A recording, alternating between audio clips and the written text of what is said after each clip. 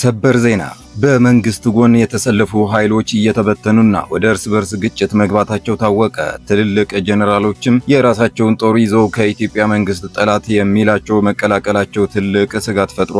እነማን ናቸው? በዝርዝር ታገኙታላችሁ። ከዚህ በፊት ከፋኖ ጋር ሲታገሉ የነበሩና በኋላ እጃቸው ለመንግስት ሰጥተው ኃላፊነት የተሰጣቸው ባለስልጣን በፋኖ ተገደሉ። የባለስልጣኑ ግድያ ከፋኖ ወጥተው እጃቸው ለመንግስት በሚሰጡ አካላት ትልቅ የህይወት ዋስትና ስጋት ውስጥ መግባታቸውንም ተገልጿል። በመጪው ሳምንት በህወሓትና በመንግስት መካከል ሙሉና አውዳሚው ጦርነት ሊነሳ እንደሚችል ከመንግስት ያፈተለኩ ሚስጥራዊ መረጃዎች አጋለጡ። የህወሓት መሪ ደብረጽዮን ገብረ ሚካኤል ጦርነቱን ለመጀመር የመጀመሪያ ምዕራፍ ላይ ደርሰናል ማለታቸው የሚታወስ ሲሆን በዚህ መሰረት ሙሉ ኃይሉን ወደ ቆቦ አቅጣጫ እያስጠጋ ነው ተባለ።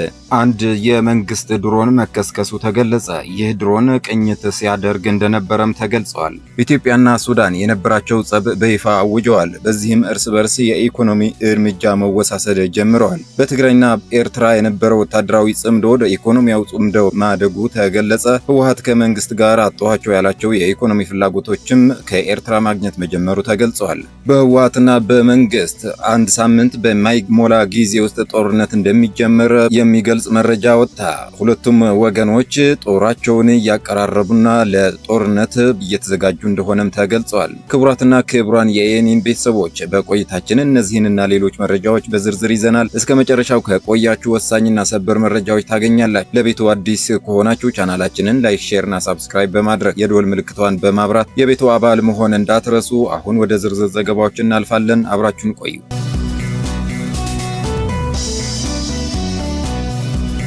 በመንግስት ጎን የተሰለፉ ኃይሎች እየተበተኑና ወደ እርስ በርስ ግጭት መግባታቸው ታወቀ። ትልልቅ ጄኔራሎችም የራሳቸውን ጦር ይዘው ከኢትዮጵያ መንግስት ጠላት ከሚላቸው መቀላቀላቸውን ትልቅ ስጋት ፈጥሯል። በአርኤስኤፍ 280 ተዋጊዎችን ያቀፈ ትልቅ ወታደራዊ ቡድን ከፈጣን ድጋፍ ኃይሎች አርኤስኤፍ በመለየት ሙሉ ወታደራዊ ትጥቁን ይዞ ከዳርፎር ወደ ካርቱም መድረሱ ተዘግበዋል። ይህ የታጠቀ ኃይል ወደ ካርቱም መድረሱ ከክልሎች ውስጥ ባለፈው የአርኤስኤፍ አንድነት ላይ አዲስና ጠንካራ የመስክ ምት መሆኑ ተገልጿል። ከዳርፉር የመጣው ይህ የመከፋፈል እርምጃ በአርኤስኤፍ ውስጥ እየተባባሰ ያለውን የመለያየትና የውስጥ መፍረስ ማዕበል አካል መሆኑ ተጠቁሟል። አንድ የአርኤስኤፍ የመስክ አዛዥ በተፈጸሙ ጥሰቶች ምክንያት ለሱዳን ህዝብ ይቅርታ ጠይቆ ለተዋጊዎቹ ወደ ሱዳን ጦር እንዲመለሱ ጥሪ አቅርበዋል። የመለየቱ ምክንያትም የዘር መድሎና የጋራ ዓላማ ለመኖር መሆኑን ገልጿል ተብሏል። ዳይፍ አላህ አደም በፋዞግሊ እና ፋሪስ አልኑርን ጨምሮ ታዋቂ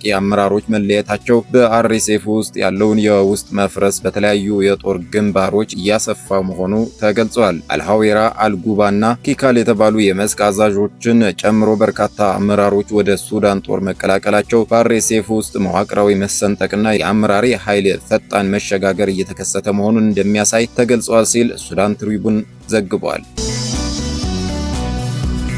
በተመሳሳይ ዜና ሱዳን የኤሌክትሪክ ኃይል መቆራረጥ ከተከሰተባቸው ምክንያቶች መካከል አንዱ ከኢትዮጵያ የሚገባው የኃይል አቅርቦት በመቋረጡ ነው ስትል ገልጻለች። ሱዳን ሀገር አቀፍ የኤሌክትሪክ ኃይል መቆራረጥ ከጊዜ ወደ ጊዜ እየተባባሰ ለመምጣቱ ምክንያት ከሆኑ ጉዳዮች አንዱ ከኢትዮጵያ ይገባ የነበረው የኃይል አቅርቦት መቋረጡ መሆኑን ሱዳን ትሪቡን የሀገሪቱ የኢነርጂና ነዳጅ ሚኒስቴር መግለጫ ጠቅሰው ዘግበዋል። ሚኒስቴሩ በአንዳንድ አካባቢዎች በቀን ከ18 ሰዓታት በላይ የሚደርስ የኃይል መቋረጥ የተከሰተው በክረምት ወቅት የኤሌክትሪክ ፍላጎት በመጨመሩ ተፈናቃዮች ወደ ቀደመ መኖሪያቸው መመለሳቸው ተከትሎ የኃይል አጠቃቀም በማደጉ የግብርናና የኢንዱስትሪ ኤሌክትሪክ ፍላጎት በመጨመሩ በዋና ዋና የኃይል ማመንጫዎች ላይ የጥገና ስራዎች እየተሰሩ በመሆኑ የነዳጅና የመለዋወጫ ዕቃዎች እጥረት በመኖሩ እንዲሁም ከኢትዮጵያ ከሚነሳው የኃይል ማስተላለፊያ በኩል ይቀርብ የነበረው የኤሌክትሪክ አቅርቦት በመቋረጥ ምክንያት ነው ተብለዋል። በሁለቱም ሀገራት ያለው ጸብ ወደ ኢኮኖሚ ጸብ ማደጉም ማሳያ ነው ተብለዋል።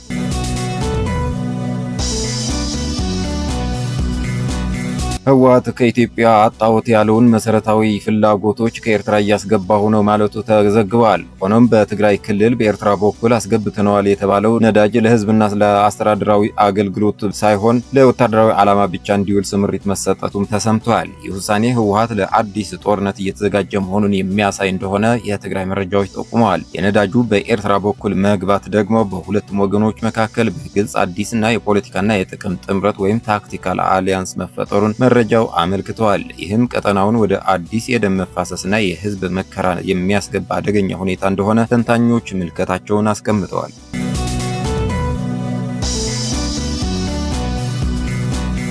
ፋኖን ተቀላቅለው በትግል የቆዩ በኋላም እጃቸው ለመንግስት የሰጡ አንድ የመንግስት ኃላፊ ተገደሉ። የባለስልጣኑ ግድያ ከፋኖ ወጥተው እጃቸው ለመንግስት በሚሰጡ አካላት ላይ ትልቅ የህይወት ዋስትና ስጋት ውስጥ መግባታቸውንም ተገልጸዋል። በአማራ ክልል በባሶና ወራና ወረዳ የሰላምና ጸጥታ ጽህፈት ቤት ምክትል ኃላፊ የነበሩት አቶ ተስፋዬ ጌታቸው በደብረ ብርሃን ከተማ ለስራ በመንቀሳቀስ ላይ ያሉ ማንነታቸው ባልታወቁ ታጣቂዎች በተተኮሱባቸው ጥይት ህይወታቸው ማለፉ ተገልጿል። የባሶና ወራና ወረዳ አስተዳደር ምክር ቤት በጉዳዩ ላይ ባወጣው መግለጫ ግድያው የተፈጸመው ሰኞ ሐምሌ 13 ቀን 2018 ዓ.ም ረፋድ ላይ መሆኑን አስታውቋል። ምክር ቤቱ የሟችን መልካም አገልግሎትና ለህዝባቸው ያሳዩትን ቅንነት በማስታወስ የተሰማውን ጥልቅ ሐዘን ገልጿል። ይህ አዲስ ጥቃት በአማራ ክልል በመንግስት የጸጥታ አካላትና በፋኖ ታጣቂዎች መካከል እየተካሄደ ባለው ግጭት በክልሉ የመንግስት የስራ ኃላፊዎች ላይ በተደጋጋሚ እየተፈጸሙ የሚገኙ ጥቃቶች መቀጠላቸው የሚያመላክት ሲሆን በዚህም በተለይ ከፋኖ የተመለሱ አመራሮች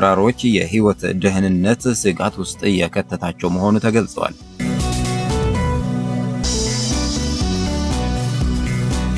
የትግራይ የቀድሞ ፕሬዝዳንት ሌተናንት ጀነራል ታደሰ ወረደ ከመኖሪያ ቤታቸው ጠፉ። የቀድሞ የትግራይ ጊዜያዊ አስተዳደር ሌተናንት ጀነራል ታደሰ ወረደ ከመኖሪያ ቤታቸው መጥፋታቸው የአይን ምስክሮች ገልጸዋል። ፕሬዝዳንቱ እስከ ባለፈው ሐምሌ 14 ቀን ማክሰኞ ከፍተኛ ጥበቃ ከሚደረግለት በመቀሌ አዲ ሐውሲ የሚገኝ መኖሪያ ነበሩ ያለችው ምንጫችን ጠዋት ከግቢው ወጥተው በእኩለ ሌሊት ወይም አንዳንዴ ከሰዓት በሁለት ፓትሮል እጀባ ይመጡ በመደበኛነት ይታዩ እንደነበረም የተገለጸ ሲሆን 24 ሰዓት ታጣቂዎች እና ፓትሮሎች በተለያዩ ነጥቦች ታደሰና ሰራተኞቻቸው የሚገኙባቸው እንደነበሩ ተገልጿል። ይህ የጸጥታ ዝግጅት ለመጨረሻ ጊዜ የታየው ባለፈው ማክሰኞ ጠዋት እንደሆነ የገለጹት ምንጮቹ ከማክሰኞ ማታ ጀምሮ ግን ወታደሮቹና ፓትሮሎቹ በአካባቢው እንደሌሉ ታውቋል። በኋላም የጀኔራሉ ሰራተኞችና የጸጥታ አባላት እንደሌሉና አልፎ አልፎ ሲጋራ ለማጨስ በር ላይ ይታዩ እንደነበር አሁን ግን እንደሌሉ ታውቋል። ይህ ስለታደሰ ህልውና የሚነሱ ጥያቄዎች ባደጉበት ሰዓት መሰማቱ አሳሳቢ አድርጎታል።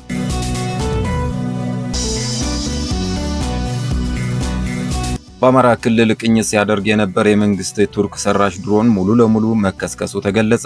ሰሞኑን ቤተ ክርስቲያንና ገዳማትን ቀጥተኛ ታርጌት አድርጎ ትላንት ጠዋት አካባቢ መነኮሳትም አባይ ሸለቆ በረሃ ላይ ቅድስት አርሴማ ገዳምን ታርጌት አድርጎ በ7 መነኮሳት ላይ ከፍተኛ ጉዳት ያደረሰው የመንግስት ጥምር ጦር ድሮን ሁለተኛ ታርጌቱን ወደ ወይን አምባ ወረዳ 16 ቀበሌ ወደ ሰርገሬት መሄጃ ላይ በተለምዶ ሁላ ተብሎ የሚጠራ ቦታ ከቀኑ 11 ሰዓት አካባቢ የሃይማኖት ተቋማት አካባቢ ቅኝት ሲያደርግ የነበረ ቱርክ ሰራሽ ድሮን ሙሉ ለሙሉ ተከስክሷል። በሃይማኖት ተቋማት ላይ ጥቃት ለመፈጸም በተደጋጋሚ ሲቃኝ እንደነበረ የተገለጸው ቱርክ ሰራሹ ድሮን በቀጠናው የሚንቀሳቀሰው የሚኒሊክ እዝ 105ኛ ኮር 71ኛ ክፍለ ጦር አመራሮች በአካባቢው ፈጥኖ በመገኘት አረጋግጠዋል። በሌላ በኩል በአማራ ክልል በተለያዩ አካባቢዎች የሚንቀሳቀሰው የመንግስት ጦር በህዝብ ላይ ግፍ እያደረሰ ነው የሚሉ ቅሬታዎች ከተለያዩ አካባቢዎች እየተነሱ ነው። ጦሩ በአማራ ክልል ገጠራማ አካባቢዎች ከፋኖ ጋር የሚያደርገውን ጦርነት ተከትሎ በገባባቸው አካባቢዎች በህዝብ ላይ ከፍተኛ ጥፋት እያደረሰ መሆኑን ከአካባቢዎቹ ነዋሪዎች ሰምተናል። በተለይም ዓመት አርሰው ያገኙትን እህልና ጥሪት መድፋት፣ እንጀራ ወደ ጭቃ በመቀላቀልና በመበተን ፍጹም ከወታደራዊ ዲሲፕሊን የወጣና የአሸባሪ ድርጊት እያደረገ ነው ሲሉ ምሬታቸውን ገልጸዋል።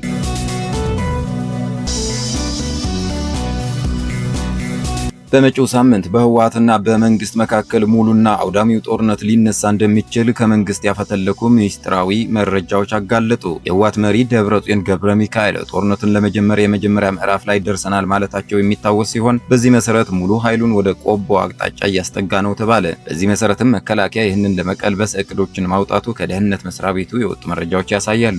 በዚህ መሰረትም በሽህት አብዓላ አካባቢ ያለው መከላከያ በሰዓታት መቀሌን ለመቆጣጠር፣ በቢሶበር በኩል ያለው መከላከያ ደግሞ ጨርጨርና መሆኔን ለመቆጣጠር እንዲሁም በዳንዴ ዋጅራት በኩል ያለው የመከላከያ ኃይል ደግሞ በወጀራት እየጠረገ በቀጥታ ህዋነ እንዲዘጋ፣ ሰቆጣ ያለው መከላከያ ገሚሱ በጽግብጂ አድርጎ ማይ ማዶ ተሻግሮ የህወሓት መሸሸጊያን አስቀድሞ በቁጥጥሩ ያደርጋል። በሌላው በኩል ያለው ደግሞ አበርገሌን ይዞ እየጠረገ ሳምሬን በቁጥጥሩ ስር ያውላል። ራያ የገባው የህወሓት ኃይል ደግሞ ልክ የዛሬ 4 ዓመት ደብረሲና ደርሶ የውሃ ሽታ ሆኖ እንደቀረው ሁሉም ራያ የገባውም አንድም ሳያመልጥ እዚያው ታፍኖ እንዲቀር ተወስነዋል። ይህ የመጀመሪያ ምዕራፍ ሲሆን ቀጥሎ ደግሞ የኤርትራ ነገር ይታሰብበታል የሚል መረጃ ወጥቷል።